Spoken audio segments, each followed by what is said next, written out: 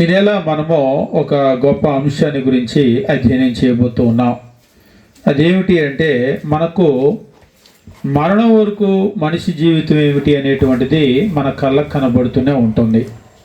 మనిషి పుట్టటమో, మనిషి పెరగటమో, మనిషి మరణించటమో, ఇక తర్వాత మరణించిన తర్వాత సమాధి కార్యక్రమాలు, లేదంటే ఒకవేళ అంత్యక్రియలు అని అంటారు కదా, అంటే చివరిలో చేసేటువంటి క్రియలు, అవన్నీ కూడా మనం చూస్తూ ఉంటాం. కానీ మనిషికి తన కంటికి కనబడినటువంటిది మరొకటి ఉంది. అదేమిటంటే, ప్రతి మనిషికి కూడా ప్రాణం ఉంటుంది. ప్రాణం పోయింది అని అంటాం. అంటే మనిషి లోపల మన కంటికి కనబడినటువంటిది ప్రాణం ఒకటి ఉందని మనం అందరం ఒప్పుకుంటాం. అంతేగాని ప్రాణం లేదు అని అంటే అంతకంటే మూర్ఖులు ఉండరు. కంటికి కనబడలేదని అది ఉండదు అని మనం చెప్పజాలం. ఖచ్చితంగా ఉంది, ఉంటుంది. అయితే ప్రాణం పోయింది అని అంటున్నాం, కానీ ఎక్కడికి పోయింది అనేటువంటిది మానవుడికి తెలియదు. ఎందుకంటే తన నేత్రాలతో, కళ్ళతో అతడు దాన్ని చూడలేడు. అలాగని దాని గురించి ఆలోచించకుండా వదిలేస్తాడా అంటే వదిలేయడు. ఎందుకంటే ఈ లోకంలో దేవుడు మానవునికి ఎంతో జ్ఞానాన్ని ఇచ్చాడు. ఈ లోకంలో ఇతర జీవులు వేటికి కూడా లేనటువంటి జ్ఞానాన్ని మానవుడికి ఇచ్చాడు. మానవుడు ఇక్కడ తాను జీవించేటువంటి ఈ రోజు నుంచి వెనక్కి వెళ్ళి గతాన్ని గురించి ఆలోచన చేయగలడు. ఇక్కడ నుండి ముందుకు వెళ్ళి భవిష్యత్తును గురించి ఆలోచన చేయగలడు. ఎంత ముందుకు వెళ్ళగలడు అంటే, మనం 100 సంవత్సరాల ముందుకు వెళ్ళగలం, 1000 సంవత్సరాల ముందుకు వెళ్ళగలం. అసలు ఈ భూమి అంతమైపోతే అని ఆలోచన చేసి అంతరిక్షంలో కూడా వెళ్ళి ఫ్లాట్లు వేసుకోవాలనుకుంటున్నాడు. ఈ భూమి కనుక అంతరించిపోతే అక్కడ ఇల్లు కట్టుకోవచ్చు అని. అంటే మానవుడు ఆలోచన చేస్తూ ఉంటాడు. ఆ మేధోశక్తి అనేటువంటిది దేవుడు మానవుడికి ఇచ్చాడు. అందుకనే మానవుడు తన లోపల ఉన్నటువంటి ఆ ప్రాణము ఎటు వెళ్తుంది, ఏంటి అనేటువంటి ఆలోచనలు చేస్తూ ఉంటారు. ఇలాంటి ఆలోచన చేసినప్పుడు మనుషులకు పునర్జన్మలు అని చెప్పేసి లోకంలో వింటూ ఉంటాం. అంటే మనిషికి జన్మలు ఉంటాయి. పోయిన జన్మలో మనం ఏమై ఉన్నామో, ఈ జన్మలో ఎలా పుట్టామో, వచ్చే జన్మలో మళ్ళీ చనిపోయిన తర్వాత మళ్ళీ ఎలా పుడతామో. అంటే మనిషి ఏమనుకుంటున్నాడంటే, మనం చూసేటువంటి జీవరాశులన్నీ కూడా అవి వాటిని జన్మల్లో, అది కూడా ఒక జన్మ. ఈరోజు మనిషిగా ఉన్నటువంటి మనము కూడా ఒకప్పుడు మునుపు జన్మల్లో అటువంటి ఒక జీవిగా ఉంటామేమో. ఇప్పుడు గనక మనము బాగా బ్రతకకపోతే మరలా అటువంటి ఒక జీవిగా పుడతామేమో అని అనుకుంటూ ఉంటారు. ఇక్కడ ఒక విషయాన్ని చెప్పి నేను ముందుకు వెళ్తాను. ఒకసారి ఒకరితో మాట్లాడేటప్పుడు, మరి వీటిలో నుంచి విమోచన ఎప్పుడు అని నేను అడిగితే, మానవుడు ఈ జన్మల్లో నుంచి విమోచించబడాలి అని అంటే అతడు ఎప్పుడైతే పుణ్యం చేస్తాడో అప్పుడు ఈ జన్మల్లో నుంచి విమోచించబడతాడు. అప్పుడు దాకంటే మన పాపము ఫలితంగా ఏంటంటే మనం వేరొక జన్మెత్తటం, ఈ పాపాన్ని మనం అనుభవించాలి అని చెప్పేసి అంటూ ఉన్నారు. మరి ఇందులో నుంచి మనం విడుదల పొందాలి అంటే ఇది పాప పుణ్యాల వల్ల జరుగుతూ ఉంది. ఎప్పుడైతే మనిషి పుణ్యం చేస్తూ ఉంటాడో, పుణ్యం చేసినప్పుడు అతడు ఈ జన్మల్లో నుంచి అతడు విడిపించబడతాడు అని చెప్పేసి అంటూ ఉన్నారు. అయితే బైబిల్లో మనం గమనించేటప్పుడు దేవుని వాక్యం ఈ రీతిగా తెలియజేస్తూ ఉంటుంది. హెబ్రీయులకు రాసిన పత్రిక మనం గమనించినట్లయితే, అపోస్తలుడైనటువంటి పౌలు రాస్తాడని కొందరు అంటూ ఉంటారు, కొందరైతే పౌలు కాదని అంటూ ఉంటారు. ఏది ఏమైనప్పటికీ కూడా హెబ్రీయులకు రాసినటువంటి పత్రిక 9వ అధ్యాయము 27వ వచనమో, ఈనాడు మనం చదివినటువంటి వచ్చిన భాగంలోకి వెళ్తే ఇక్కడ ఒక మాటను తెలియజేస్తూ ఉంటాడు. మనుషులు ఒక్కసారి మృతి పొందవలని నియమింపబడినో, ఆ తరువాత వేరొక జన్మ కలుగునో అన్నాడా? అదేంటో కానీ కొంతమంది బైబిల్ చదివేటువంటి వాళ్ళు కూడా జన్మలు నమ్ముతూ ఉంటారు. నేను ఎప్పుడు కూడా చెప్తూ ఉంటాను, ఒకవేళ మనమున్న దేశంలో అటువంటి ఐడియాలజీ ఉందేమో కానీ బైబిల్ అనేటువంటిది జన్మల సిద్ధాంతాన్ని చెప్పలేదు. దేవుడు ఒకే ఒక్క జన్మని ఇస్తూ ఉన్నాడు, ఒకే ఒక్క జీవితాన్ని ఇస్తూ ఉన్నాడు. ఈ జీవితానికి ముందు నేనేంటి అంటే, అసలు ఈ జీవితానికి ముందు నువ్వు లేవు. ఈ జీవితం తర్వాత నేను ఎలా పుడతాను అంటే అసలు మరలా పుట్టడం అనేటువంటిది ఉండదు. మనిషికి ఒక జీవితము, ఒకే ఒక జీవితము. దానికి ముందు వేరొక జీవితం ఉండదు. దాని తర్వాత కూడా మరలా నువ్వు ఈ భూమి మీద పుట్టడం అనేటువంటిది ఉండదు. ఈ భూమి మీదకి మనమందరం ఫస్ట్ టైం వచ్చామో ఇదే లాస్ట్ టైం కూడా. ఈ భూమిని వదిలిపెట్టి కనుక వెళ్ళిపోతే మరలా వేరొక జన్మ పేరట మనము రాము రాము రాము. కాబట్టి దేవుని వాక్యం ఏం చెప్తున్నాడంటే మనుష్యులు ఒక్కసారే మృతి పొందవలని నియమింపబడినో ఆ తరువాత తీర్పు జరుగునో. కాబట్టి బైబిల్ ప్రకారం మానవ జీవితం ఏమిటి అంటే మనిషికి ఒకే ఒక జీవితం. నువ్వు మంచి చేయాలనుకుంటావో చెడును చేయాలనుకుంటావో నువ్వు ఏం చేయాలనుకున్నా ఈ జీవితమే. ఈ జీవితంలో నువ్వు ఏదైతే జీవిస్తావో దానికి ఈ భూమిని వదిలిపెట్టి వెళ్ళిపోయిన తర్వాత నువ్వు లెక్క చెప్పాలి. అంతేగాని మరొక జీవితం అనేటువంటిది మనకు ఉండదు. ఇంకా కొంతమంది అయితే ఈ ఆలోచన కాదు కానీ చనిపోయిన తర్వాత ఇక్కడిక్కడే తిరుగుతూ దెయ్యాలు అవుతారని నమ్మేటువంటి వాళ్ళు ఉన్నారు. ఇంకా చెప్పాలి అంటే దేవుడంటే భయపడిన వాళ్ళు కూడా దెయ్యం అంటే భయపడి తాయితులు కట్టించుకుంటారు, నిమ్మకాయలు కట్టుకుంటారు, మిరపకాయలు కట్టుకుని. నేను అప్పుడప్పుడు చెప్తాను, మిరపకాయలు అంటే కారం అని నాలుగున్న మనకు మంట, దెయ్యానికి ఎందుకు మంట? అది ఎందుకు భయపడాలి మిరపకాయకి? మేము ఒక్కొక్క ఏరియా వెళ్తే భయపడతాం, కొంచెం కారం తక్కువ వేయండి అని అంటాం. ఎందుకంటే కారం ఎక్కువ వేస్తే భయం అనమాట, తినలేము మేము. లిటరల్గా తెలంగాణలో బాగా మేము కారం ఎక్కువ ఎక్కడ చూస్తామంటే తెలంగాణలో చూస్తూ ఉంటాం. రాయలసీమ కూడా కాదు, రాయలసీమ కారం మేము తినేస్తాం, ఎక్కువే ఉంటుంది. కానీ నేను కొంచెం కారం ఎక్కువ తింటాను కాబట్టి నేను తినేస్తాను. కానీ తెలంగాణలో కొన్ని ప్రాంతాలకు వెళ్తే నోట్లో ఒక ముద్ద పెట్టుకున్న తర్వాత నాలుక ఇలా అంటే నాలుక నుంచి ఇలా కారిపోతూ ఉంటుంది అనమాట, లాలాజలం. ఒకసారి ఒక ఊరు వెళ్తే మీ ఊరు స్పెషల్ ఏంటంటే ఫిష్ బిర్యానీ స్పెషల్ సార్ అన్నారు. సరే తీసుకొని రమ్మని చెప్పేసి అంటే హోటల్కి వెళ్ళి తెచ్చారు. తెస్తే దాని నిండా కారం అద్దె ఉంది. ఆ ఫిష్ చూసేసరికి ఏడిది ఇదంటే కొంచెం కారం ఎక్కువగానే ఉంటుందండి అన్నారు. అనేసరికి అప్పటికే నేనేం చేశానంటే కారం అంతా దులుపుకొని తిన్నాను. నా పక్కన మెడ్రాస్ నుంచి వచ్చిన ఒక బ్రదర్ ఉన్నాడు, మీరే దులుపుకొని తింటే నేను కడుక్కొని తినాలి దాన్ని అన్నాడు. ఎందుకంటే వాళ్ళు అసలు కారం తినరు. నేను దులుపుకొని తిన్న తర్వాత కూడా తిన్న తర్వాత నోట్లో నుంచి అలాగ లాలాజలం పడిపోతూ ఉంటే బాగుందా అని అడిగాడు. బాగుందంటే నేను చెప్పాను ఇది మాకు పనిష్మెంట్ బిర్యానీ లాగా ఉంది అని అన్నాను. అంటే నిజంగా కొన్ని ప్రాంతాల్లో చాలా చాలా చాలా కారం వేస్తారు. ఇప్పుడు ఇంకొకసారి ఆ ప్రాంతానికి వెళ్తే ఫిష్ బిర్యానీ అంటే నేను భయపడతాను, ఎందుకంటే నేను ఆల్రెడీ తినున్నాను. కారం అంటే మనకు భయం, కానీ మిరపకాయలు చూస్తే దెయ్యాలకి ఎందుకు భయం? అయ్యన తిని వెళ్తాయి మిరపకాయలు. మనం ఇంటి ముందు మిరపకాయలు కడితే అవి ఎందుకు భయపడాలి? మనుషులే ఏదో మిరపకాయలను చూపించి దెయ్యాన్ని భయపెడదాం, నిమ్మకాయలను చూపించి దెయ్యాన్ని భయపెడదాం, ఏదేదో ముళ్ళ కంచెలు కూడా కడుతూ ఉంటారు. ముళ్ళ కంచెలు ఇవన్నీ మనం భయపడేదే, మనకున్న భయం అంతా కూడా దానికి ఉండదు. ఒకసారి నేను ఇంట్లోకి ఒక చిన్న పిల్లి పిల్ల అప్పుడే పక్కన పిల్లిని పెట్టింది. చిన్న పిల్లి పిల్ల వస్తే ఇంట్లో పక్కన ఉన్న వాళ్ళు దాన్ని భయపెడుతున్నారు. ఇట్లా అంటున్నారు, ఇట్లా అంటే అది అలానే చూస్తుంది. ఏంటి భయపడలేదు అంటున్నారు. అది చిన్న పిల్లి, దానికి భయం తెలియదని చెప్పాడు. ఇప్పుడు ఇలా అంటే అది ఎందుకు భయపడాలి? నువ్వు చేతిలో ఏదో తీసుకున్నావు, ఇలా అన్నావు, దానికి ఏం తెలియట్లేదు, ఏంటని ఇలా చూస్తుంది. చిన్న పిల్లది, నువ్వు అలా ఇసిరేసావు అనుకో, దానికి ఒకసారి తగిలితే రెండోసారి ఇలా అంటే భయపడిద్ది. దానికి ఇంకా భయం నేర్చుకోవాలి భూమి మీద, ఇప్పుడే చిన్న పిల్లది. కాబట్టి మనం గమనించేటువంటి విషయం ఏమిటంటే ఈ లోకంలో మనం దేన్నైతే ఎక్స్పీరియన్స్ చేశామో, అంటే ఒకసారి పిల్లికి దెబ్బ తగిలింది అనుకోండి, రెండోసారి ఇలా అనగానే అలా పరిగెడుతుంది. మనం దేన్నైతే అనుభవించామో ఇదే అనుభవం దెయ్యానికి ఉంటుందేమో అని అనుకుంటారు మనుషులు.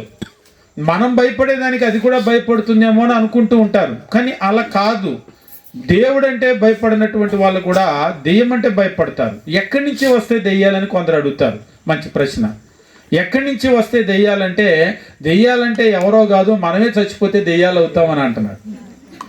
మనం చచ్చిపోతే అంటే మనుషులే చచ్చిపోయి దెయ్యాలు అవుతారు అని అంటున్నారు. అంటే ఆత్మలో అని అంటారు, నిజమే. అయితే అపవిత్ర ఆత్మలో అని బైబిల్లో కూడా ఉంది, దెయ్యాలని బైబిల్లో కూడా ఉంది. ఈవిల్ స్పిరిట్స్ ఎవరంటే చనిపోయినటువంటి వాళ్ళు ఎప్పుడు కూడా దెయ్యం అవుతారని బైబిల్ చెప్పలేదు. మనిషే, దయ్యాలు అవి ఇవి కాదు, ఇవి అవి కాదు, వాళ్ళు వీళ్ళు ఒకటి కాదు. మనుషులు ఏంటంటే మనుష్యుడు ఒక్కసారి మరణించాలి, ఆ తర్వాత తీర్పు జరుగుతుంది. వీళ్ళందరూ కూడా మరణించిన వాళ్ళు ఎక్కడికి వెళ్తారంటే వారందరూ కూడా పాతాళ లోకము లేదా మృతుల లోకము అని ఒక లోకం ఉంది. ఈ ఆత్మలన్నీ కూడా అక్కడికి వెళ్ళిపోతాయి. అసలు ఈ లోకంలో ఎవరు కూడా ఉండరు, మరణించినటువంటి వాళ్ళు ఎవరు కూడా ఉండరు. బైబిల్లో మనం చూసినట్లయితే లూకాసు వార్త మనం గమనించినట్లప్పుడు లాజరు చనిపోయాడు, ధనవంతుడు చనిపోయాడు. చనిపోయి వారిరువురు కూడా ఎక్కడికి వెళ్ళారని చాలా స్పష్టంగా క్రీస్తు ప్రభు తెలియజేస్తూ ఉంటాడు. లూకాసు వార్త మనం గమనించేటప్పుడు 16వ అధ్యాయము మనం చూసినట్లయితే 19వ వచనం నుండి ఇంటికి వెళ్ళిన తర్వాత మీరు చదువుకోండి 31వ వచనం వరకు. మరణించిన తర్వాత మనిషికి ఏం జరుగుతుందో చాలా చాలా క్లియర్గా రాస్తూ ఉంటాడు. ఇంతకంటే క్లియర్గా ఎక్కడా కూడా ఉండదు. మరణించిన తర్వాత వారు ఈ లోకంలో ఉండేటువంటి అవకాశమే లేదు. ఇక్కడ మనం గమనించినప్పుడు 16వ అధ్యాయం ఒక మాటను మాత్రం మనం చదువుకుందాం. 16వ అధ్యాయము మనం చూసినట్లయితే 22వ వచనము, ఆ దరిద్రుడు చనిపోయి దేవదూతల చేత అబ్రహాము రొమ్మున ఆనుకొంటకు కొనుపోబడెను. ధనవంతుడు కూడా చనిపోయి పాతి పెట్టబడెను. అప్పుడు అతడు పాతాళములో బాధపడుచు కన్నులెత్తి అబ్రహామును అతని రొమ్మున ఆనుకొని ఉన్న లాజరును చూచాడు. అంటే చనిపోయిన వాళ్ళందరూ కూడా వెళ్ళే లోకం ఏమిటి అంటే అతడు పాతాళంలో బాధపడుచు అని అంటున్నాడు. అంటే పాతాళ లోకము అక్కడికి వెళ్ళిపోతూ ఉన్నారు. ధనవంతుడు అక్కడికే వెళ్ళాడు, దరిద్రుడు కూడా అక్కడికే వెళ్ళాడు, లాజరు. కాబట్టి మరణించినటువంటి వాళ్ళు ఎక్కడికి వెళ్తారు అంటే వారు ఈ లోకంలో ఉండనే ఉండరు. కింది వచనాలు మనం చదివేటప్పుడు మనకు అర్థమవుతుంది. అక్కడ ధనవంతుడు ఇంకా భూమి మీద నాకు 5 సహోదరులు ఉన్నారు అని మాట్లాడుతూ ఉన్నాడు. అంటే భూమి మీద విషయాల గురించి ఇంకా ఆయనకి చింతన ఉంది. అయ్యో మరి నా సహోదరులు ఎక్కడికి వస్తారో అని. కానీ వాళ్ళని గురించి నేనేం చేయలేడు. ఇప్పుడు కొందరు ఏమనుకుంటారంటే కోరికలు తీరక ఇక్కడిక్కడే తిరుగుతారేమో అని అనుకుంటారు.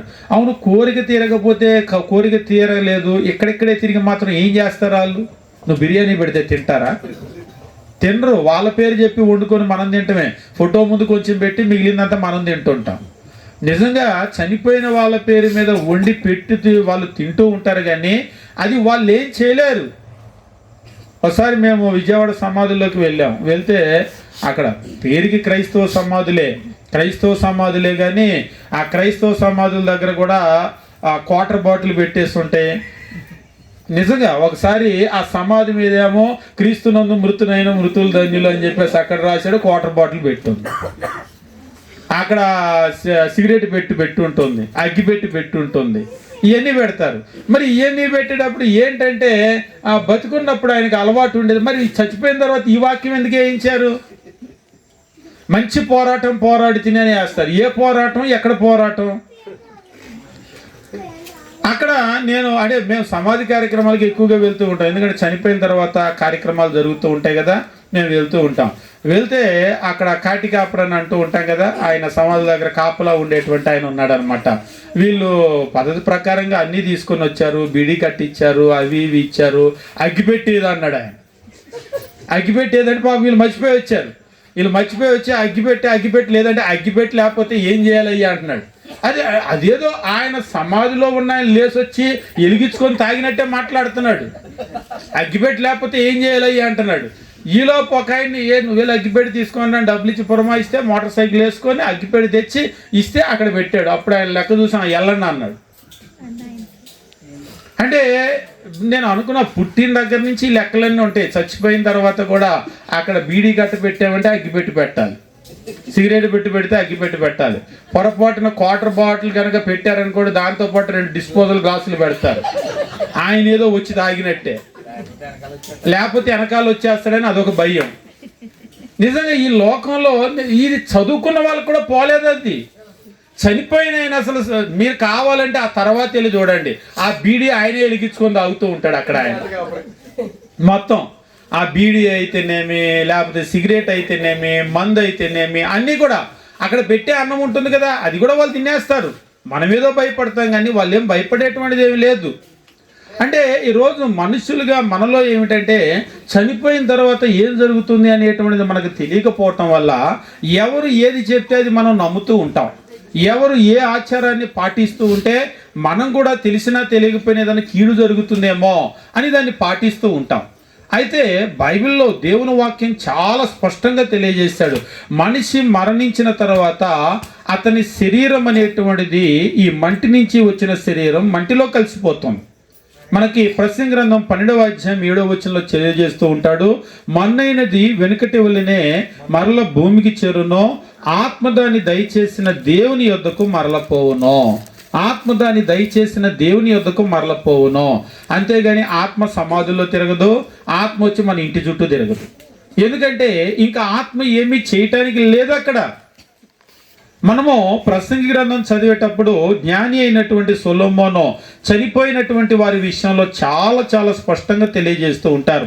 వాళ్ళు ఈ భూమి మీద జీవించి ఉన్నటువంటి దినాల్లో ఎంత గొప్ప జ్ఞాని అయి ఉన్నప్పటికీ కూడా మరణించిన తర్వాత వారి పరిస్థితి ఏమిటి అని కనుక మనం గమనించినట్లయితే ప్రసంగి గ్రంథము 9వ అధ్యాయము మనం గమనించినప్పుడు దేవుని వాక్యం ఈ రీతిగా తెలియజేస్తూ ఉంటాడు.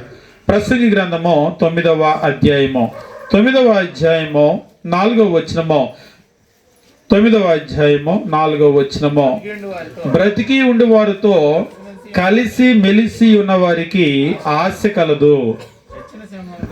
చచ్చిన సింహము కంటే బ్రతికి ఉన్న కుక్క మేలు కదా. బ్రతికి ఉండి వారు తాము చతురని ఎరుగుదురు, అయితే చచ్చిన వారు అన్నీ ఎరుగుదురు. అంతేనా? ఒకసారి ఒక ఆయన అంటున్నాడు, దెయ్యాలకైతే అన్నీ తెలుస్తాయి అంట. బతుకున్నప్పుడు ఆడు మొద్దు, ఆడికి ఏం తెలియదు, కానీ చచ్చిపోయిన తర్వాత అన్నీ తెలుస్తాయి అంట. మనం ఎక్కడున్నామో తెలుస్తాయి అంట, ఏం చేస్తున్నామో తెలుస్తాయి అంట, తలుపులు వేసుకున్న తర్వాత కూడా మనం ఏం చేస్తున్నామో తెలుస్తాయి అంట. ఒరే వాడు బతుకున్నప్పుడు ఆడికి అంత తెలివి లేదురా అంటే ఇప్పుడు వాడు దెయ్యం అయ్యాడు కదా అంటున్నారు. అంటే బతుకున్నప్పుడు వాడు ఎంత మొద్దైనా కానీ చచ్చిపోతే తెలివితేటలన్నీ వచ్చేస్తాడు దెయ్యాలకి. ఏం చేస్తున్నారో ఎట్లా చేస్తున్నారో తెలిసిపోతే నిజంగా ఈరోజు లోకంలో ఏమని అనుకుంటారంటే చనిపోయిన తర్వాత ఇక వాళ్ళకి అన్నీ తెలుస్తాయని అనుకుంటున్నారు. కానీ దేవుని వాక్యం ఏమని తెలియజేస్తున్నాడంటే ఇక్కడ అంటున్నాడు, చచ్చిన వారు ఏమీ ఎరగరు, బ్రతికి ఉండువారు తాము చతురని ఎరుగుదురు, అయితే చచ్చిన వారు ఏమీ ఎరగరు. ఇవాళ మీ ఇంట్లో వంకాయ కూర మీరు వండుకున్నారనుకోండి, చచ్చిపోయి మన ఇంట్లో మన కుటుంబ సభ్యులు ఎవరో పాతి పెట్టేసి వచ్చాం, మన ఇంట్లో వంకాయ కూర ఉండేమని అలా తెలియదు, ఏం తెలియదు. నిజంగా మనం ఏవి తింటున్నామో తెలియదు, ఇంకా మన కష్టం ఏంటో కూడా వాళ్ళకి తెలియదు.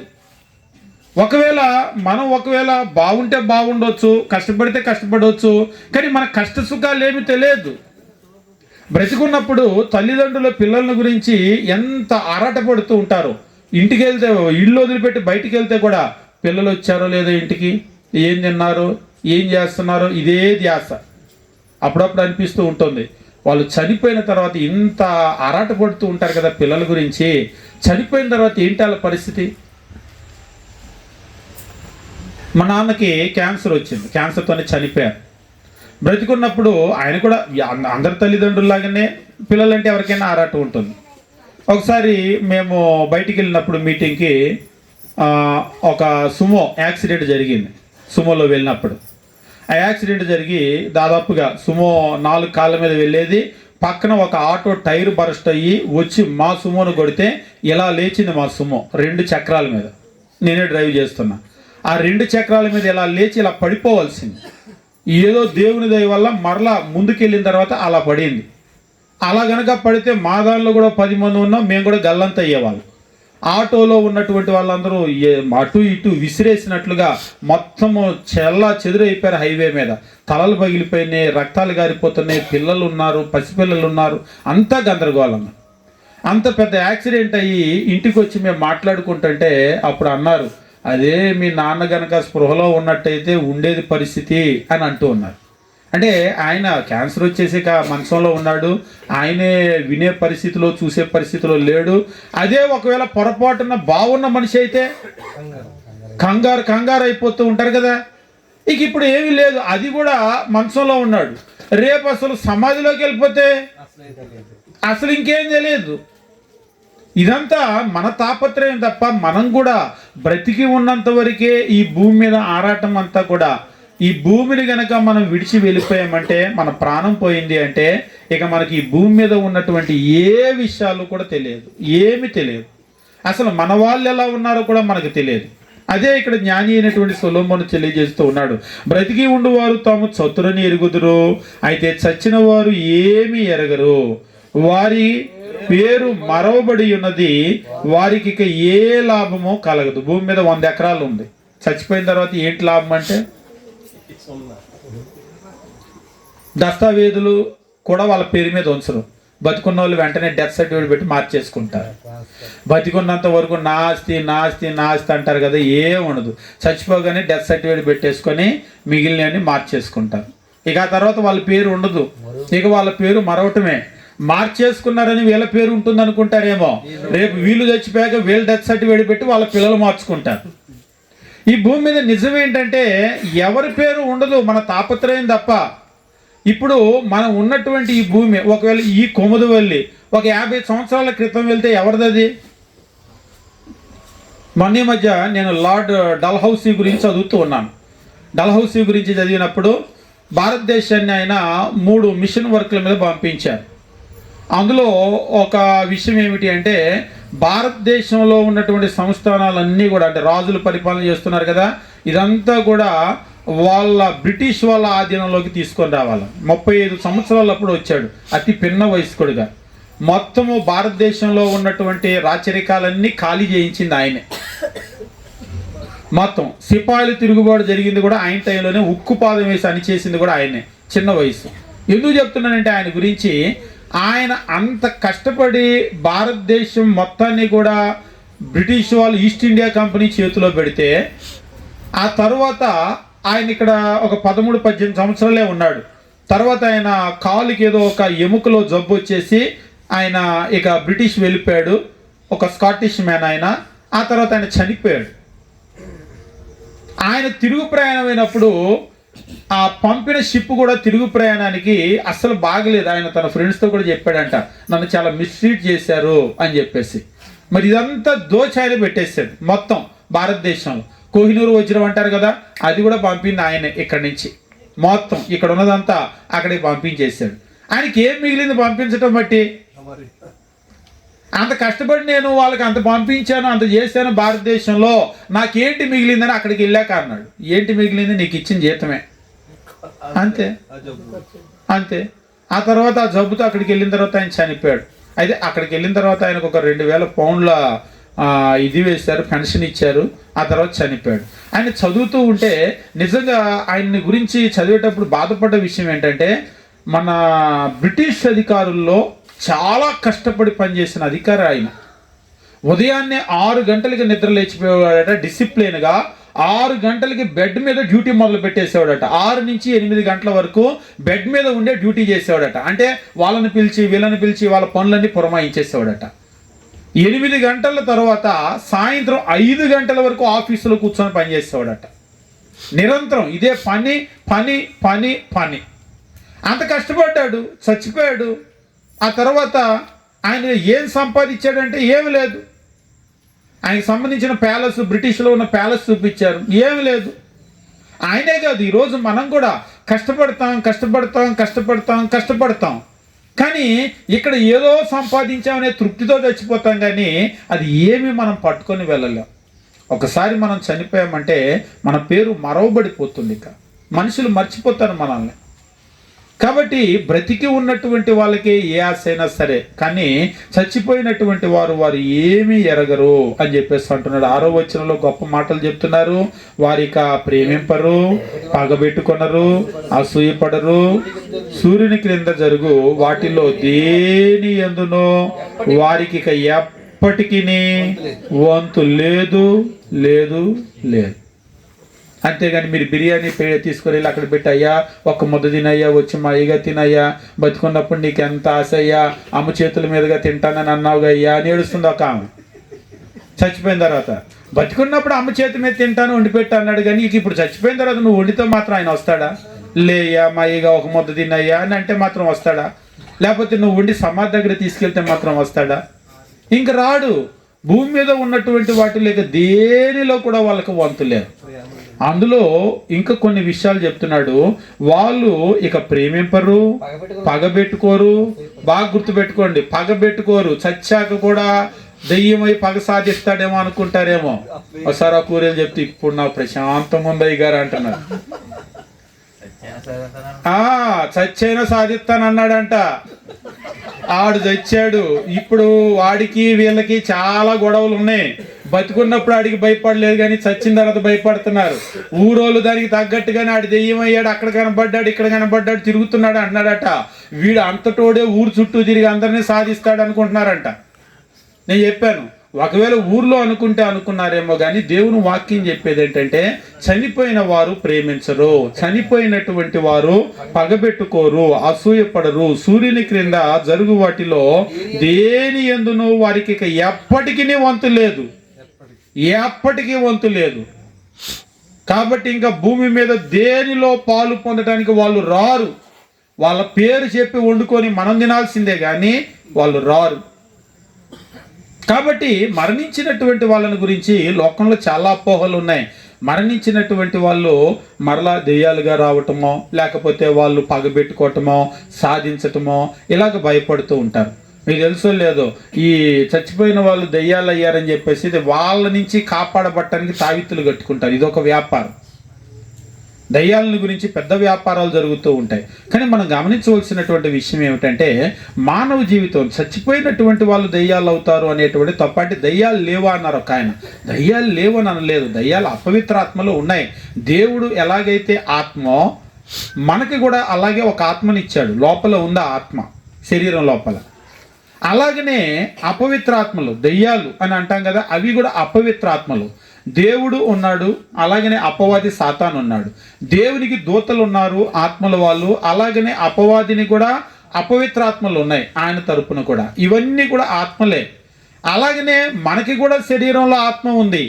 ఈ శరీరాన్ని విడిచి బయటికి వెళ్ళిపోతే మనం కూడా ఆత్మే. మన ఆత్మ ఏమవుతుందంటే, శరీరమేమో మన్నైన శరీరం మంటికి వెనక్కి వెళ్ళిపోతుంది. ఆత్మ దాన్ని దయచేసిన దేవుని దగ్గరికి వెళ్ళిపోతుంది. మనం కూడా ఆత్మే. కాబట్టి మనం గమనించవలసింది ఏంటంటే, ఏం జరుగుతుంది ఈ భూమి మీద, నా ఆత్మకి ఏం సంభవిస్తుంది అనేటువంటిది మానవుడు తెలుసుకోవలసినటువంటి అవసరం ఉంది.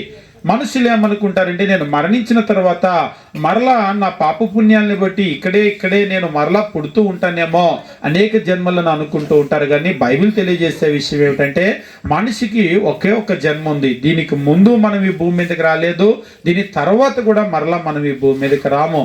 మనుషులు ఒక్కసారి మృతి పొందవలని నియమింపబడినో ఆ తరువాత తీర్పు జరుగునో, ఇక అంతే.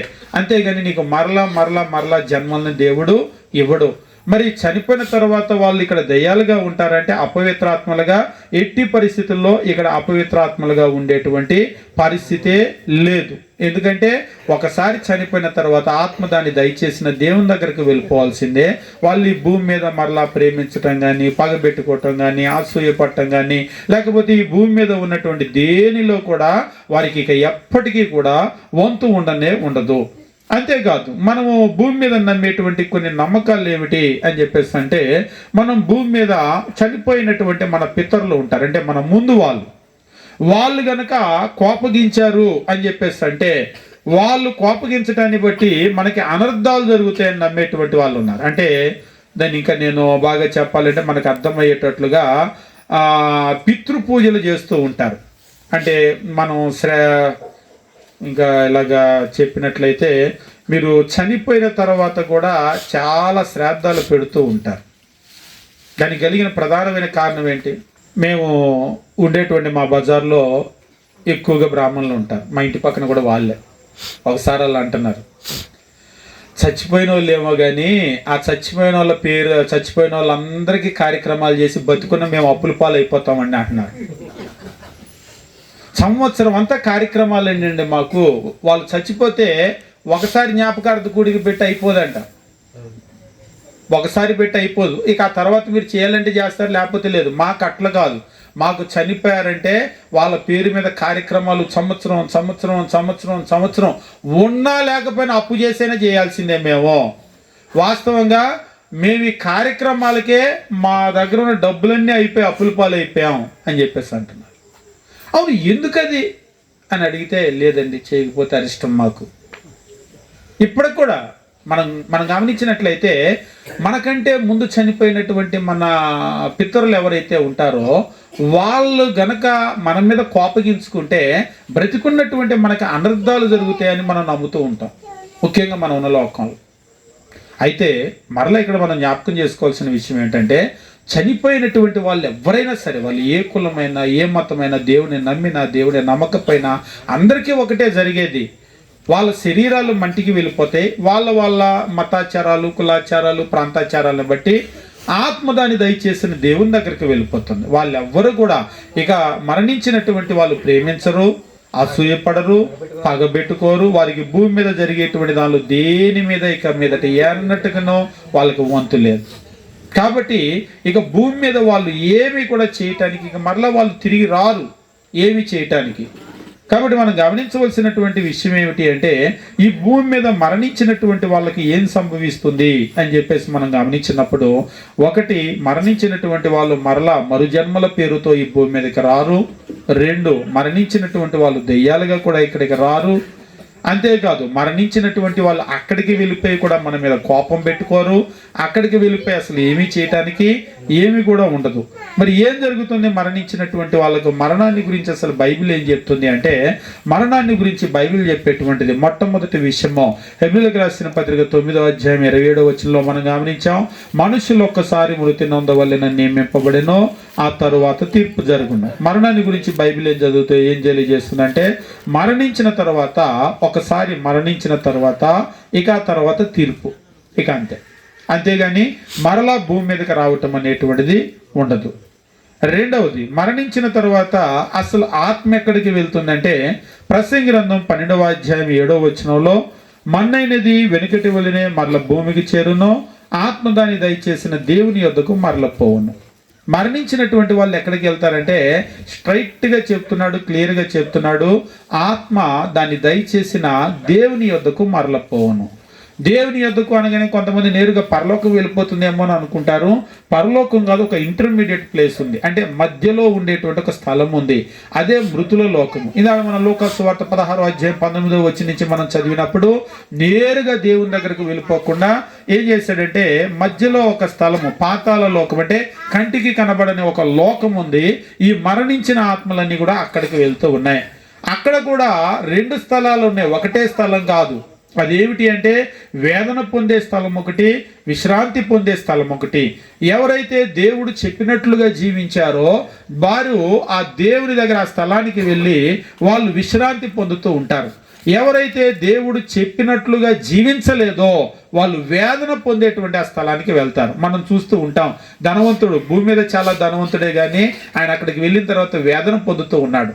అక్కడే వాళ్ళ ఊర్లోనే వాళ్ళ గేటు దగ్గర ఉండేటువంటి లాజరే చూసైన గుర్తుపట్టాడు కూడా, అయ్యా లాజర్ని పంపించని అంటున్నాడు. కానీ ఇప్పుడు లాజర్ ఎక్కడ ఉన్నాడంటే, అబ్రహాము రొమ్మున అనుకుని విశ్రాంతి పొందుతూ ఉన్నాడు.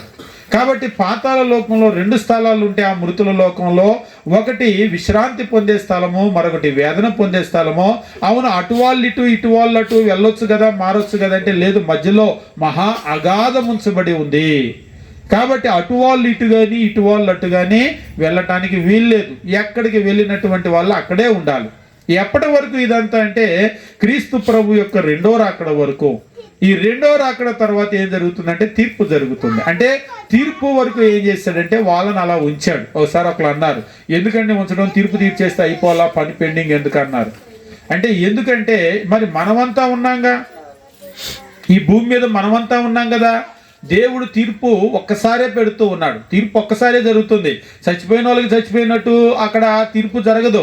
లేకపోతే వాళ్ళకొకసారి మనకొకసారి అలాగా ముందు వెనక జరగదు. ఈ ప్రపంచం అంతటికీ కూడా మొట్టమొదటి మనిషి అయిన ఆదాము మొదలుకొని భూమి అంతమయ్యే వరకు అందరికీ ఒకేసారి తీర్పు. అందుకని ఏం చేశాడంటే వాళ్ళందరినీ కూడా అక్కడ వెయిటింగ్లో ఉంచాడు అనమాట. క్రీస్తు ప్రభు యొక్క రెండో రాకడలో ఆకాశము భూమి అంతమైపోయిన తర్వాత అందరినీ ఒకేసారి క్రీస్తు న్యాయపీఠం మీద నిలవబెట్టి తీర్పు తీర్చడం జరుగుతుంది. కాబట్టి మరణించినటువంటి వారికి ఏం జరుగుతుంది అంటే, వారు ఈ లోకాన్ని వదిలిపెట్టి వెళ్ళిపోతారు. అట్లని దేవుని దగ్గరికి వెళ్ళిపోతారంటే కాదు, వాళ్ళు దేవుని దగ్గరికి వెళ్ళరు. ఒక ఇంటర్మీడియట్ ప్లేస్, అంటే మధ్యస్థ లోకం ఒకటి ఉంటుంది, దాన్నే బైబిల్ పాతాళమో లేదా మృతుల లోకము అని అంది. అక్కడికి వెళ్తారు. ఒకే స్థలం ఉంటుందంటే లేదు, రెండు వేరు వేరు స్థలాలు ఉన్నాయి, అక్కడ వాళ్ళు ఉంటారు. సరే, ఇక మరణించినటువంటి వాళ్ళని గురించి మనమేమనుకుంటాం? మరణం మంచిదా చెడ్డదా అంటే మనం ఏం చెప్తాం? మరణం మంచిదా చెడ్డదా అని అన్నారు అనుకోండి, మంచిది అంటామా చెడ్డది అంటామా? ఎవరైనా ఒక చావు కబురు తీసుకొని వచ్చారు, ఉండి ఒక లడ్డు పెడతాను గుడ్ న్యూస్ తెచ్చామంటావా? అన్నామంటే అంతే, మన పని అయిపోయినట్టే. ఏంటి మాకు మనిషి పోతే నీకు గుడ్ న్యూసా అని అంటారు, అంతేగా. వాస్తవంగా మరణాన్ని మనం ఏం చేస్తామంటే లోకంలో అది ఒక చెడ్డ వార్తగా చూస్తూ ఉంటాం. మరణం అనేటువంటి వార్త ఇంట్లోకి కూడా రానివ్వరు వాళ్ళు. ఏదైనా చావు కబురు వచ్చింది అనుకోండి, అక్కడే బయటే ఉంచి, అదే పెళ్లి కార్డు ఇవ్వడానికి వస్తే ఏంటి అక్కడే ఉన్నావు రా లోపలికి అంటారు. అదే చావు కార్డు ఇచ్చారు తీసుకొని వచ్చారు అనుకోండి, అక్కడే బయట నించోబెట్టి తీసుకొని అక్కడే చింపేసి ఆ కార్డు లోపల కూడా పట్టుకెళ్ళకూడదట. చిన్నప్పుడు నాకు తెలియక నేను ఇంట్లో పెడితే ఇంట్లోకి ఎంత ఇచ్చారని అన్నారు. నాకు తెలియదుగా, ఇంట్లోకి తేకూడదని వాళ్ళకి తెలియదు. వాళ్ళకు కూడా అంటే ఇంట్లోకి తెస్తే ఏమన్నా అయ్యిద్దని వాళ్ళు అనుకుంటున్నారు, వాళ్ళని వీళ్ళని చూసి. మా ఇంట్లో కూడా పెద్ద అయిన తర్వాత అయితే నేను చెప్పేవాడిని ఏం అవదని. అప్పుడు చిన్నప్పుడు నాకు తెలియదు, నాకు తెలియక తెచ్చానని చెప్పేసి అన్నాను. అప్పుడు మా నాన్న ఒకసారి ఒక కార్డు తీసుకొని మొత్తం చింపలేదు, మూల ఇలా అన్నాడు అనమాట కొద్దిగా. అదేంటి ఇప్పుడే కార్డు ఇస్తే అప్పుడే చింపేసామంటే నీకు ఇప్పుడు తెలియదులే అన్నాడు. నాకు పెద్దగా అర్థమైంది, మా నాన్నకు కూడా తెలియదని. అవన్నీ కూడా మూఢనమ్మకాలు. పాపం మా నాన్న కూడా ఏంటంటే అలా కొద్దిగా మూల అట్లా చింపాడు అనమాట. అంటే చావు కాబట్టి అలా చింపాలని ఆయనకి ఎవరో చెప్పారు. ఎందుకు చింపాలి? చింపకపోతే ఏంటి అరిష్టం? అరిష్టం అని వీళ్ళు అంటారు. అందుకనే, అంతకు మించేమి కూడా లేదు. కానీ మనకు బైబిల్లో అయితే లోకం మరణాన్ని చెడ్డవార్తగా తీసుకుంటుంది. కానీ బైబిల్లో మనం గమనించినప్పుడు దేవుని వాక్యం ఈ రీతిగా తెలియజేస్తూ ఉంటాడు. కీర్తనల గ్రంథము 116వ కీర్తన మనం గమనించినట్లయితే దేవుని వాక్యము తెలియజేస్తూ 116వ కీర్తన 15వ వచనంలో ఈ రీతిగా తెలియజేస్తూ ఉంటాడు. 116వ కీర్తన 15వ వచనము. ఎక్కువగా ఇది జ్ఞాపకార్థ కూడికలకు చదువుతూ ఉంటారనమాట. యెహోవా భక్తుల మరణము ఆయన దృష్టికి విలువగలది అని అంటూ ఉంటాడు. విలువగలది. విలువ అనగానే మనకు వెంటనే బంగారం గుర్తుకొస్తుంది. అంటే విలువైన వస్తువులు అని అంటూ ఉంటాం కదా. దేవునికి ఏది విలువైనదట? యెహోవా భక్తుల మరణము. ఎందుకు ఆయన భక్తుల మరణము ఆయనకి ఎందుకు విలువైనది? కొన్ని మీకు అర్థమయ్యేటట్లు చెప్తాను. అంటే ఈవేళ రేపు అంత కాదేమో కానీ ఒక 30-40 సంవత్సరాలు వెనక్కి గనక వెళ్ళారనుకోండి, సాయంత్రం వచ్చేసరికి చుట్టాలు మీ ఇంటికి వచ్చి ఉన్నారు. ఏం చేస్తారు మీరు? ఇప్పుడు కాదు, 30-40 సంవత్సరాలకి వెనక్కి గనక వెళ్తే ఏం చేస్తారు? ఇప్పుడైతే ఎందుకు వచ్చారో బాబా అని అనుకుంటారు. నిజంగా ప్రేమలు అనురాగాలు ఆప్యాయతలు తగ్గిపోయినాయి. ఒక్క తల్లికి పుట్టిన అన్నదమ్ములు కూడా ఈవేళ ఒకరింటికి ఒకరు వెళ్ళే పరిస్థితులు లేవు. కానీ ఒకప్పుడు చుట్టాలంటే ఎగిరి గంతేసేవాళ్ళు. వాళ్ళని చూడగానే అసలు మీద పడి పట్టుకొని అటులాగి ఇటులాగి వాళ్ళని ఇంట్లోకి తీసుకొని వెళ్ళి పొరపాటుని వెళ్ళిపోతానంటే అస్సలు వదిలిపెట్టి, అట్లెట్లా వెళ్తావు నువ్వు ఇప్పుడు వచ్చి, అసలు అలా ఎలా వదిలిపెడతామని అనుకున్నావు అని చెప్పేసి ఎట్టి పరిస్థితి వదిలిపెట్టేవాళ్ళు కాదు. ఇప్పుడు పల్లెటూరులో కూడా లేవు ఆప్యాయతలు. ఒకప్పుడు పల్లెటూరుకి వెళ్తే అయినా సరే కనీసం వచ్చి నువ్వు అన్నం తినకుండా ఎలా వెళ్తావు అని అనేవాళ్ళు. కానీ ఇప్పుడు ఆ అనురాగాల ఆప్యాయతలు పల్లెటూరులో కూడా లేవు. వాళ్ళు కూడా టీవీలు, సినిమాలు, సీరియల్ చూసి టౌన్లో ఉండేటువంటి కుళ్ళు, కుతంత్రాలు ఇవన్నీ బాగా వంట పట్టించుకున్నారు. అస్సలు ఇంకా చెప్పాలని మొన్న అంటున్నారు, అసలు పల్లెటూరులతో పోలిస్తే మనం పనికిరామండి టౌన్ వాళ్ళమో సీరియల్ చూడటంలో బట్టి పట్టడంలో అంటున్నాడు. నిజంగా వాళ్ళు ఎంత బట్టి పట్టేస్తూ ఉంటారంటే దేన్ని మిస్ అవ్వరు, బ్రహ్మాండంగా చూస్తూ ఉన్నారు. ఇప్పుడు మనకు అనురాగాలు ఆప్యాయతలు లేవు. కానీ వెనకటి కనుక వెళ్ళినట్లయితే చాలా ప్రేమతో ఉండేవాళ్ళు. అనురాగాలు అట్లా ఉండే, ఆప్యాయతలు అట్లా ఉండే. చాలా దూరం నుంచి కనుక వచ్చినట్లయితే దూరం నుంచి చాలా కాలానికి వస్తే ఎట్లా ఉండేది? నేను మీకు ఒక విషయాన్ని జ్ఞాపకం చేస్తాను. అదేమిటి అంటే ఆదికాండానికి కనుక మీరు వెళ్ళినట్లయితే అక్కడ యాకోబు యొక్క జీవితాన్ని గురించి మాట్లాడుతూ ఉంటాడు. యాకోబు యొక్క జీవితాన్ని గురించి మాట్లాడేటప్పుడు యాకోబుకు అతని తండ్రి ఏమని తెలియజేశాడంటే, అయ్యా నువ్వు ఇక్కడ ఉన్నటువంటి ఈ దేశపు కుమార్తెల్లో నువ్వెవరిని కూడా పెళ్లి చేసుకోవద్దు, నువ్వు ఇక్కడి నుంచి వెళ్ళిపోయి నీ మామ లాబాను ఉంటాడు, అతని యొక్క కుమార్తెను నువ్వు పెళ్లి చేసుకో అని చెప్పేసి తెలియజేశాడు. పెళ్లి చేసుకో అంటే ఆయన ఏం చేశాడంటే యాకోబు అక్కడి నుంచి వెళ్ళిపోయాడు. అక్కడి నుంచి బయలుదేరి వెళ్ళిపోయిన తర్వాత ఆది కాండము మనం గమనించినప్పుడు దేవుని వాక్యము ఈ రీతిగా తెలియజేస్తూ ఉంటాడు. ఆది కాండము మనం గమనించినప్పుడు అతను అక్కడి నుంచి బయలుదేరి వెళ్ళిపోయినటువంటి సందర్భాన్ని చూస్తూ ఉంటాం. వెళ్ళిపోయి ఆయన తన మామ దేశం ఏదైతే ఉందో అక్కడికి ఆయన వచ్చాడు.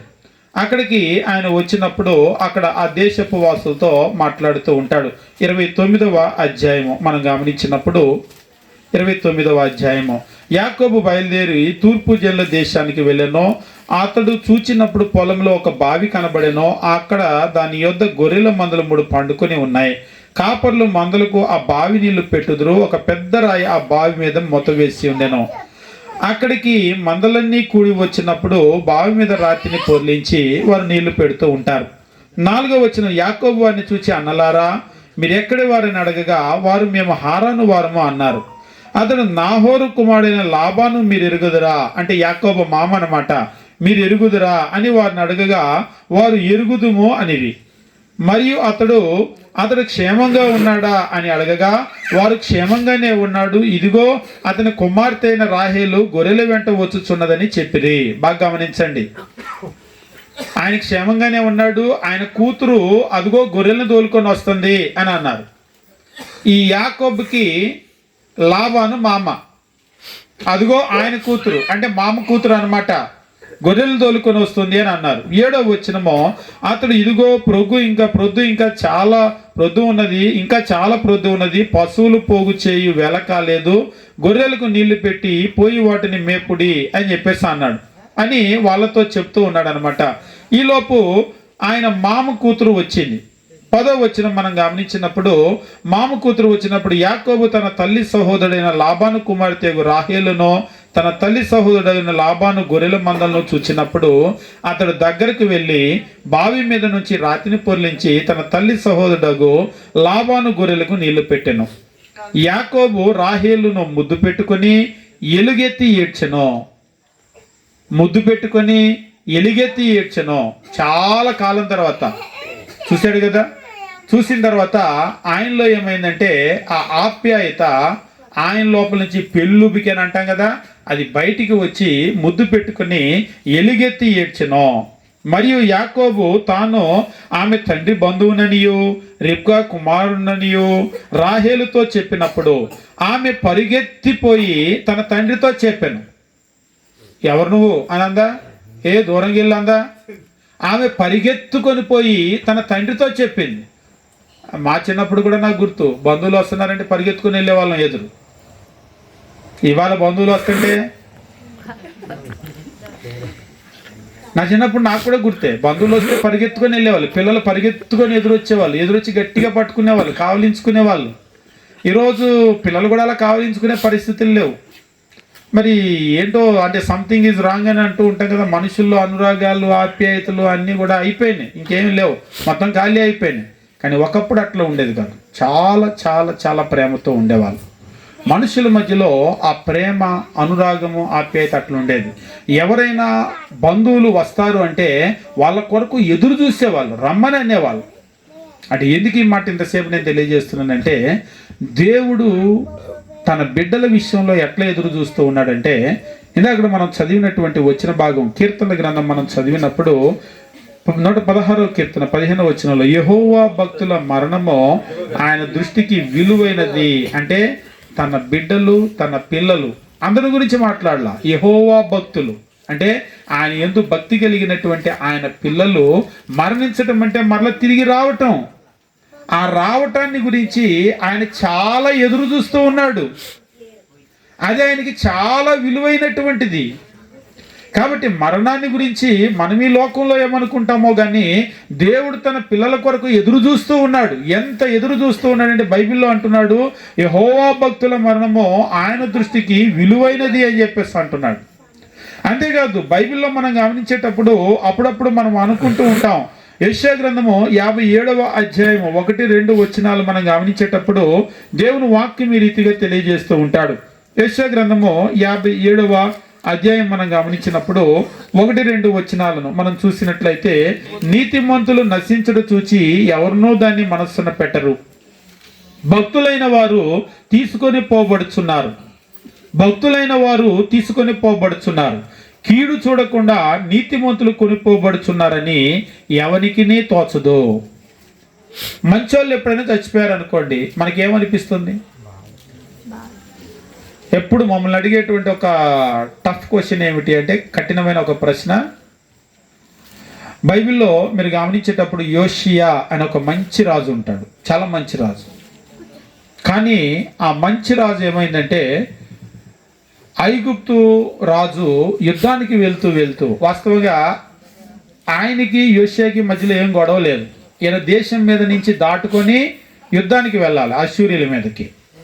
వెళ్ళేటప్పుడు దారిలో ఈ మంచి రాజు యోషియా వచ్చి, మీరు కొట్టుకోండి కానీ నా దేశం మీద నుంచి వెళ్ళొద్దు అని అన్నాడు. ఈలోపు ఆయన అన్నాడు, నీకు నాకు మధ్యలో గొడవ లేదు, అడ్డులే, అదే దారి వెళ్ళాలంటే అడ్డులేమని అన్నాడు. నేను లేవనని అన్నాడు, నా దేశం మీద నుంచి వెళ్ళటానికి లేదని. ఈలోపు ఆయన ఆజ్ఞాపించాడు, ఆ ఐగుప్తు రాజు ఫారో ఆజ్ఞాపించినప్పుడు వాళ్ళు ఆర్చర్స్ ఎవరైతే ఉంటారో బాణాలు వేశారు, యోషియా చనిపోతాడు ఆ యుద్ధం. ఎక్కువ మంది అడిగేది ఏంటంటే, మరి అంత భక్తిపరుడిని దేవుడు ఎట్లా వదిలిపెట్టాడు? అంత భక్తిపరుడు కదా, దేవుడు ఎట్లా వదిలిపెట్టాడు అని. వాస్తవంగా ఎట్లా వదిలిపెట్టాడు అని అంటే, ఇంతకీ జరిగింది మంచిదని అంటున్నామా, చెడ్డదని అంటున్నామా?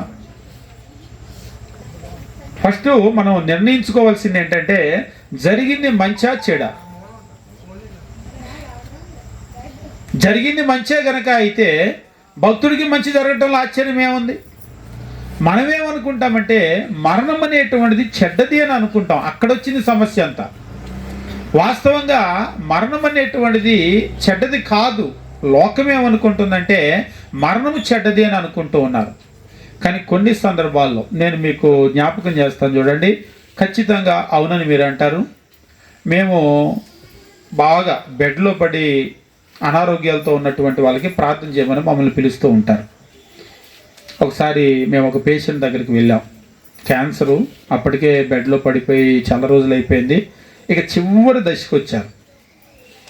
ఆ మంచంలో నుంచి అటు ఇటు కదిలే ఓపిక కూడా లేదు, ఏమీ తినటం లేదు, చాలా వేదన పడుతూ ఉన్నాడు. అక్కడ పక్కనే వాళ్ళ భార్య ఉంది, ఆంటీ అంటూ ఉంది, అయ్యా రాత్రి నేను ఒక ప్రార్థన చేశాను, తప్పో ఒప్పో నువ్వు చెప్పండి.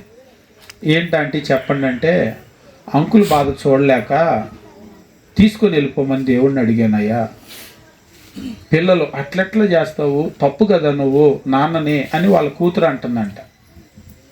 ఇక అందుకే నేను పొద్దున్నే నిన్ను పిలిచాము, నేను చేసిన ప్రార్థనలో ఏమైనా తప్పు ఉందా అని అడిగింది. లేదమ్మా, ఆయన ఇలాగే సంవత్సరంలో అలాగే బాధపడుతూ ఉండాలి అయ్యా, అలాంటి ఆ వేదన అనుగ్రహించని మనం చేయగలమా? ఖచ్చితంగా చేయలేం. ఎందుకంటే అసలు వాళ్ళ బాధను మనం చూడలేము. ఆ బాధను చూడలేక మనమే ఏమంటామంటే, ఇంత బాధపడుతున్నాడు, ఆ బాధలో నుంచి విడిపించవచ్చు కదా అని దేవుడిని అడుగుతాం. ఒకవేళ వాళ్ళు ఆ బాధలో మన పరిస్థితి వినేటట్లుగా లేరు, కానీ ఒకవేళ వాళ్ళు కనుక ఉంటే వాళ్ళు అదే కోరుకుంటారు. ఎందుకంటే బైబిల్లో మీరు సౌలు రాజును చూడండి, సౌలు రాజు ఎలా మరణించాడు? ఫిలిస్తీన్ల చేతిలో పడి ప్రాణం పోకూడదు శత్రువు చేతిలో అని చెప్పేసి తన ఆయుధాలు మోసేవాడితో తను చంపమని అంటాడు. యెహోవా అభిషేకించిన వాడి మీద నేను చెయ్యనయ్యా అని అంటాడు. అప్పుడు సౌలు ఏం చేశాడంటే, తన ఖడ్గం తీసుకొని దాని మీద తనేపాటి చనిపోయాడు. అంటే ఇంకా చనిపోలేదు, తన ఖడ్గం తీసుకొని తనే దాని మీద పడ్డాడు. పడితే చనిపోకుండా అలా పడి ఇక బాధతో మూలుగుతూ ఉన్నాడు అనమాట. బ్లడ్ అంతా బ్లీడ్ అయిపోయింది. ఆ కత్తి తీసుకొని ఇంకొక ఏటు వేసుకుంటే చచ్చిపోతాడు, కానీ ఇంకా ఆ చెయ్యి లేపటము, కత్తి తీసి ఒక వేటు వేసుకునే ఓపిక లేదు. అట్లని ప్రాణం పోవటం లేదు. ఆ మూలుగుతూ ఉన్నటువంటి సందర్భంలో అటుగా ఒకడు వచ్చినప్పుడు ఆయన్ని పిలిచి, దయచేసి నన్ను చంపు అని బతిలాడతాడు. నేను ఈ బాధ భరించలేకపోతున్నాను, దయచేసి నన్ను చంపు అని చెప్పేసి బతిలాడతాడు. మనకు కూడా మెర్సీ కిల్లింగ్ అని చెప్పేసి అంటూ ఉంటారు. వాస్తవంగా ఒక మనిషిని చంపకూడదు, కానీ ఇప్పటికి కూడా కొన్ని దేశాల్లో చట్టం ఉంది. ఒక మనిషి గనక ఏదైనా జబ్బు వచ్చి తీవ్రమైన వేదన అనుభవిస్తుంటే డాక్టర్లు అటువంటి వాళ్ళకి ఈ లోకం నుంచి అంటే పెయిన్లెస్ కిల్లింగ్ అనమాట, అంటే వాళ్ళు ఆ బాధను చూడకుండా చనిపోవటానికి వాళ్ళకి డాక్టర్లు సహాయం చేయొచ్చు. అంటే ఇంజెక్షన్ చేస్తూ ఉంటారు కదా, పాయిజన్ ఇంజెక్షన్ చేసేసి వాళ్ళని చంపేస్తూ ఉంటారు. అదే ఆరోగ్యంగా ఉన్నోడు చేస్తే ఒప్పుకోరు ఎట్టి పరిస్థితుల్లో. అటువంటి వాళ్ళకి మాత్రం చేయొచ్చు, కానీ అన్ని దేశాల్లో లేదది, కొన్ని దేశాలు మాత్రమే అనుమతిస్తాయి. కాబట్టి అటువంటి పరిస్థితుల్లో మనుషులు మనం ఏం చేస్తామంటే ఆ వేదన పొందుతూ ఉంటే మనం కూడా అయ్యా ఈ వేదనలో నుంచి వాళ్ళని విడిపించని అంటాం. యోషియా రాజును కూడా మనం గమనించేటప్పుడు ఆ తర్వాత ఇజ్రాయేలు దేశంలో అటువంటి కఠినమైన పరిస్థితులు రాబోతున్నాయి. దేవుడు ముందుగానే దాన్ని ఆయన కన్నులు చూడకుండా తీసుకెళ్ళిపోయాడు. ఇక్కడ కూడా మనం గమనించేటప్పుడు దేవుని వాక్యం ఏమని అంటున్నాడంటే 57వ అధ్యాయం 1వ వచనమో, నీతిమంతులు నశించడం చూచి ఎవరునో దానిని మనస్సున పెట్టరు, భక్తులైన వారు తీసుకొని పోబడుచున్నారు. బాగా గమనించండి, కీడు చూడకుండా నీతిమంతులు కొనపోబడుచున్నారని ఎవరికి తోచదు. వాళ్ళని దేవుడు ఎందుకు తీసుకెళ్ళిపోతున్నాడంటే ఈ కీడంతా చూడకుండా, ఆ బాధ వాళ్ళు అనుభవించకుండా వాళ్ళని తీసుకెళ్ళిపోతూ ఉన్నారు, ఇదంతా వాళ్ళు చూడకుండా. కాబట్టి ఈ లోకంలో అప్పుడప్పుడు మంచి వాళ్ళు కూడా చనిపోతారు, నీతిమంతులు కూడా చనిపోతారు. ఈ లోకానికి పెద్ద క్వశ్చన్ మార్కు, ఇలాంటి వాళ్ళని ఎందుకు చచ్చిపోతున్నాడు, దేవుడు వాళ్ళని ఎందుకు విడిచిపెట్టేశాడు, ఎందుకు వాళ్ళకి సాయం చేయడని అంటారు. ఎందుకు దేవుడు చేయటం లేదంటే దేవుడు కీడు చూడకుండా వాళ్ళని అందులో నుంచి విడిపిస్తున్నాడు. ఆ మరణం అనేటువంటిది వాళ్ళకు ఒక విడుదల. కాబట్టి అన్ని సందర్భాల్లో మనం అనుకునేటట్లుగా మరణం ఒక శిక్ష కాదు. మరణం అనేటువంటిది ఏంటంటే అక్కడికి వచ్చినప్పుడు వాళ్ళకు ఒక విడుదల, ఒక రకంగా అది ఒక దీవెన. ఆ బాధలో నుంచి వాళ్ళని తప్పిస్తూ ఉన్నాడు. ఆమె కూడా తన భర్త యొక్క బాధను చూసి ఆ రాత్రి ప్రార్థన చేసింది, అయ్యా చాలా వేదన పడుతూ ఉన్నాడు, మేము చూడలేకపోతున్నాం, నువ్వు తీసుకొని వెళ్ళిపోవాలి. దాన్ని తప్పని చెప్పేసి ఎవరు అన్నారు. కాబట్టి నీతిమంతులు ఈ లోకంలో ఎప్పుడైతే ఆ కీడును చూసి బాధపడేటువంటి పరిస్థితి ఉంటుందో దేవుడు వాళ్ళకి మరణాన్ని ఇస్తాడు. కాబట్టి మరణం అనేటువంటిది ఈ లోకంలో చెప్పేటట్లు అన్ని సందర్భాల్లో అది కీడు కాదు, అది తప్పు కాదు. మరణాన్ని గురించి మనం గమనించవలసినటువంటి విషయం ఏమిటంటే మరణము ముఖ్యంగా యెహోవా భక్తుల మరణం అయితే ఆయన దృష్టికి అది విలువైనది. అంతేకాదు నీతిమంతులు కూడా కీడు చూడకుండా ఆయన ఏం చేస్తున్నాడంటే ఈ లోకంలో నుంచి వారిని తీసుకొని వెళ్ళిపోతూ ఉన్నాడు. 2వ వచనంలో అంటున్నాడు, వారు విశ్రాంతిలో ప్రవేశించుచున్నారు, తమకు సూటిగానున్న మార్గమున నడుచువారు తమ పడకల మీద పరుండి విశ్రమించుచున్నారు. ఈ కీడు చూడకుండా వాళ్ళు వెళ్ళిపోయి ఏం చేస్తున్నారంటే వారు విశ్రాంతిలో ప్రవేశిస్తున్నారు. కీడు చూసి వాళ్ళు బాధపడకుండా చక్కగా విశ్రాంతిలోకి వెళ్ళిపోతున్నారు. కాబట్టి మరణం అనేటువంటిది అన్ని సందర్భాలలో అది తప్పు కాదు, అది కీడు కాదు అనేటువంటి విషయాన్ని మనం తెలుసుకోవాల్సినటువంటి అవసరం ఉంది. అంతేకాదు మరణాన్ని గురించి బైబిల్ మనకు తెలియజేసేటువంటి విషయం ఏమిటంటే మరణము అనేటువంటిది ఒక రిటర్న్ జర్నీ. మరొక రకంగా చెప్పాలి అంటే అదొక ఎగ్జిట్ అనమాట. అంటే మనం ఇన్ అవుట్ అని అంటూ ఉంటాం కదా. ఇప్పుడు ఇంటి లోపలికి వెళ్తాం, లోపలికి మరలా బయటికి అని అంటాం. ఇప్పుడు మన యొక్క జన్మ అనేటువంటిది, పుట్టుక అనేటువంటిది ఏమిటంటే ఈ లోకంలోనికి ప్రవేశం. పుట్టుక ద్వారా ఈ లోకంలోనికి వస్తున్నాం. ఉదాహరణకి మనం ఈ లోకంలో నుంచి వెళ్ళిపోవాలంటే ప్రతిదానికి కూడా ఇందులో నుంచి బయటికి వెళ్ళాలంటే ఎగ్జిట్ ఎట్ అని అడుగుతూ ఉంటాం. మీరు ఒక సినిమా హాల్లోకి వెళ్ళారనుకోండి, లోపలికి వెళ్ళే దారి ఉంటుంది, బయటకు వచ్చే దారి ఉంటుంది. ఒక మాల్లోకి, ఒక షాప్లోకి, ఎక్కడికో వెళ్ళాలి, పెద్ద పెద్ద వాటిలోకి లోపలికి వెళ్ళే దారి ఉంటుంది, బయటకు వచ్చే దారి ఉంటుంది. ఇప్పుడు ఈ ప్రపంచం ఉంది కదా, ఈ ప్రపంచం లోపలికి మనం వచ్చాం కాబట్టి ఇక్కడ ఉన్నాం. ఎలా వచ్చాము అంటే మనము తల్లి గర్భంలో జన్మించటం, ఆ జన్మ అనేటువంటిది ఇక్కడికి వచ్చేటువంటి మార్గం అది, ఇన్నది. మరి ఇందులో నుంచి బయటికి వెళ్ళాలంటే మరణము తప్పనిసరి. మరణమే కనుక లేకపోతే ఈ లోకంలోనికి వచ్చినటువంటి నువ్వు ఈ లోకంలోనే ఉండిపోవాలి. కానీ అలా ఏ మనిషి ఉండటానికి లేదు. కావాలంటే మీరు గమనించండి, ఈ భూమి మీదకి వచ్చిన ప్రతి మనిషి కూడా ఈ భూమిని వదిలిపెట్టి వెళ్ళిపోయాడంటే మరణించారు. మరణం తథ్యం ప్రతి మనిషికి కూడా. ఈ లోకములోనికి వచ్చినటువంటి మనిషి ఈ లోకములో నుంచి వెళ్ళిపోవాల్సిందే. అప్పుడప్పుడు కొందరు ఆలోచన చేస్తారు, అసలు మనిషికి రాబోయే రోజుల్లో మరణమే లేకుండా ట్యాబ్లెట్లు కనుక్కోబోతున్నారంట అన్నాడు ఒక ఆయన. నేను ఇంకా ఇలాంటి మాటలు నమ్ముతున్నారా? అంటే ఇప్పుడు కంటే సాధ్యపడలేదు కానీ సైన్స్ డెవలప్ అయిద్దంట అంటున్నాడు. ఓరి బాబు, డెవలప్ అయితే ఇంకా ఆయుష్ తగ్గిపోయిద్ది. ఒకప్పుడు నిండా 100 ఏళ్ళు బతికేవాళ్ళు, ఇప్పుడు ఎందుకు బతకట్లేదు? ఆ సైన్స్ డెవలప్ అవ్వబట్టే. ఇప్పుడు మనిషి 60 ఏళ్ళు బతికితే ఎక్కువ అనుకుంటున్నాడు, అది కూడా నిండా జబ్బులు. అది ఇంకా డెవలప్ అయింది అనుకోండి, ఇంకా జబ్బులు ఎక్కువ అవుతాయి. మనిషి అసలు ఈ ప్రపంచంలో దీన్ని ఏమి కెలక్కుండా ఉంటే, పాడు చేయకుండా ఉంటే మన ఆరోగ్యాలు బాగుంటాయి. మనిషి ఎప్పుడైతే కొత్త కొత్త ఇన్వెన్షన్స్ చేస్తూ ఉన్నాడో, కెమికల్స్ తయారు చేస్తూ ఉన్నాడో, దాంతో పీల్చే గాలి కలుషితం, తాగే నీరు కలుషితం, తినే ఆహారం కలుషితం, అంతా కలుషితం కలుషితం కలుషితం. మొత్తం విషాహారం తింటూ ఉన్నాము, విషపు నీళ్లు తాగుతూ ఉన్నాము, విషపు గాలి వైరస్లతో ఉన్న గాలి పీలుస్తూ ఉన్నాము. చివరికి శరీరం అంతా విషమే. మీరు నమ్ముతారో నమ్మరో, ఈ మధ్య మేము కొంతకాలం నుంచి చాలా ప్రార్థనలు దేని గురించి చేస్తున్నామంటే, పెళ్ళైన భార్యాభర్తలకు, కొత్తగా పెళ్ళైన భార్యాభర్తలకు అందరికీ పిల్లలు పుట్టడం లేదు సహజంగా. ఒకప్పుడు పెళ్ళైతే పిల్లలు పుట్టడం సహజం, ఎక్కడో 100కో 1,00,00,000కో ఒకళ్ళు ఉండేవాళ్ళు పిల్లలు పుట్టకుండా. ఇవాళ అసలు పిల్లలు పుట్టడం లేదు ప్రార్థన చేయండి, పిల్లలు పుట్టడం లేదు ప్రార్థన చేయండి, డాక్టర్ల దగ్గరికి వెళ్ళటం, అసలు ఎంత ఇబ్బంది పడుతున్నారు. ఏమిటి కారణం అంటే, మన శరీరాలన్నీ కూడా పాడైపోయినాయి, మొత్తం అవయవాలన్నీ కూడా పాడైపోయినాయి. ముఖ్యంగా ఆ రీప్రొడక్షన్ ఆర్గాన్స్ ఏవైతే ఉన్నాయో, పురుషుల్లో కావచ్చు స్త్రీలలో కావచ్చు, అవి పిల్లలు పుట్టేటువంటి విధంగా లేరు. ఇవాళ నిజంగా ఒకప్పుడు సహజంగా జరిగేటువంటి కార్యాలన్నీ కూడా ఇప్పుడు చాలా కష్టతరం అయిపోయినాయి. కారణం ఏమిటి అంటే, ఈ లోకం అంతా పాడు చేసేసాం మనం. మంచి ఆహారం లేదు, మంచి నీరు లేదు, మంచి గాలి లేదు, కానీ మంచి డబ్బులు ఉన్నాయి అందరి దగ్గర. అందరూ కూడా అదే చూస్తున్నారు, అవి ఉంటే చాలులే ఇంకెందుకు అనుకుంటున్నారు. అంటే మంచి డబ్బులు ఉన్నాయి కానీ, ఒంటి మీద బంగారం ఉంది కానీ, మంచి బట్టలు ఉన్నాయి కానీ, మంచి ఆరోగ్యం లేదు కదా. ఈ డిసెంబర్ నెల వచ్చిందంటే ఎంతమంది మా ప్రార్థన చేస్తారు, ఆస్తమా ఉన్నాయి, ఊపిరి పీల్చుకోలేకపోతున్నాం, ప్రార్థన చేయండి. మాకు ఈ డిసెంబరు, జనవరి, ఫిబ్రవరి అయ్యేదాకా ఇది ఒక పెద్ద సమస్య. చాలా మందికి పాపం ఊపిరి పీల్చుకోవటం కష్టంగా ఉంటుంది.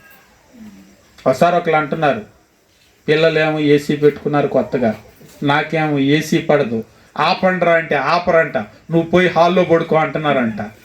చివరికి మంచం వదిలిపెట్టి వచ్చి హాల్లో సోఫాలో పడుకుంటున్నారంట.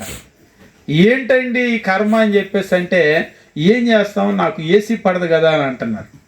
మరి ఇంట్లో కరెంటు బిల్లు ఎవరు కడతారంటే, నేనే యజమాని, నేనే కదా కట్టాలంటున్నాడు. ఏసీ పెట్టింది నేనే, నా డబ్బులే, కరెంటు బిల్లు కట్టేది నేనే, కానీ నేను పడుకునేది మాత్రం సోఫాలో. నిజంగా ఒక్కోసారి ఈ ఇంటూ ఉంటే ఎట్లా ఉంటాయంటే, మనిషికి ఏంటి అసలు ఇది ఇప్పుడు సంతోషం అనాలా, బాధ అనాలా?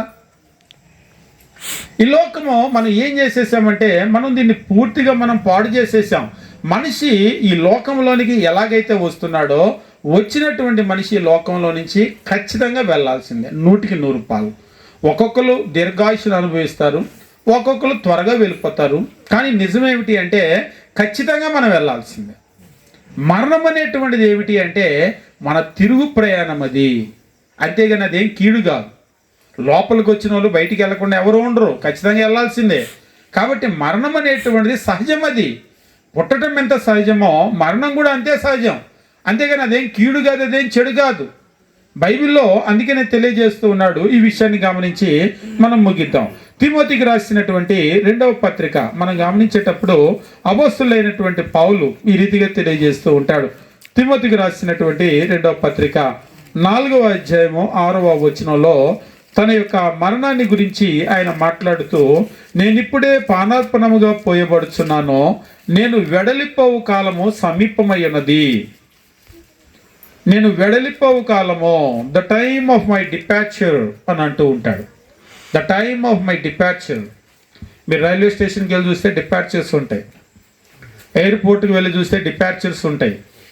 డిపార్చర్స్ అంటే తిరుగు ప్రయాణం అనమాట. Arrivals and departures. అరైవల్ అంటే రావటం, డిపార్చర్ అంటే వెళ్ళిపోవటం. అపోస్తులైన పౌలు అంటున్నాడు, నేను వెడలిపోవు కాలము, నా డిపార్చర్ అనేటువంటిది సమీపమై ఉంది.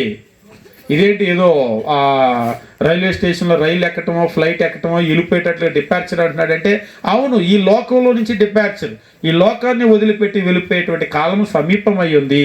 8వ వచనంలో అంటూ 7వ వచనంలో అంటాడు, మంచి పోరాటం పోరాడి తిని నా పరుగు కడముట్టించి తిని విశ్వాసము కాపాడుకుంటుని ఇక మీదట నా కొరకు జీవ కిరీటం ఉంచబడి ఉన్నది. అంటే ఇదంతా దేని గురించి మాట్లాడుతున్నాడు? తన మరణాన్ని గురించి ఆయన ఏమన్నాడంటే వెడలిపోవు కాలమో వెడలిపోవటము అని అన్నాడు, డిపార్చర్ అని అన్నాడు. అంటే మరణం అనేటువంటిది ఏమిటి అంటే, మరణం అనేటువంటిది మన తిరుగు ప్రయాణం, అంతేగాని మరణం చెడ్డదేమి కాదు. కాబట్టి మరణాన్ని గురించి కొన్ని విషయాలు మనం అర్థం చేసుకోవాలి. అదేంటంటే లోకము, ముఖ్యంగా మనం జీవించేటువంటి లోకం మరణాన్ని ఒక చెడ్డ వార్తను అనుకుంటుంది, కానీ మరణం సహజం. పుట్టడం ఎంత సహజమో మరణం కూడా అంతే సహజం. మరణం ఒకవేళ మనకి చెడ్డదని అనుకుంటున్నామేమో, కానీ యెహోవా భక్తుల మరణము ఆయన దృష్టికి విలువైనది, దేవుని దృష్టిలో చాలా విలువైనది.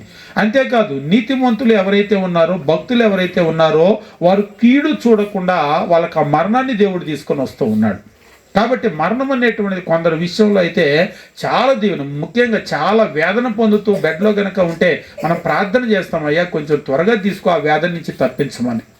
అంతేకాదు మరణం అనేటువంటిది ఏమిటంటే ఈ లోకాన్ని విడిచి మనం వెళ్ళిపోయేటువంటి మన తిరుగు ప్రయాణం అనేటువంటిది మరణం. కాబట్టి మరణం అనేటువంటిది అపోస్తులైనటువంటి పౌలు తెలియజేస్తూ ఫిలిప్పీలకు రాసినటువంటి పత్రిక 1వ అధ్యాయము 21-23 వచనాలు చదువుకొని మనం ముగించుకుందాం. అపోస్తులైనటువంటి పౌలు ఫిలిప్పీలకు రాసినటువంటి పత్రిక 1వ అధ్యాయము 21వ వచనాన్ని మనం గమనించినప్పుడు దేవుని వాక్యం ఈ రీతిగా చెప్తూ ఉంటాడు, నా మట్టుకైతే బ్రతుకుడ క్రీస్తే, చావు అయితే లాభం, తిరుగు ప్రయాణం లాభం అంటున్నాడు.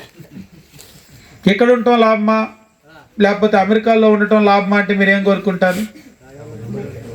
అమెరికా బెస్ట్ ఎప్పుడైనా సరే, అంతే కదా.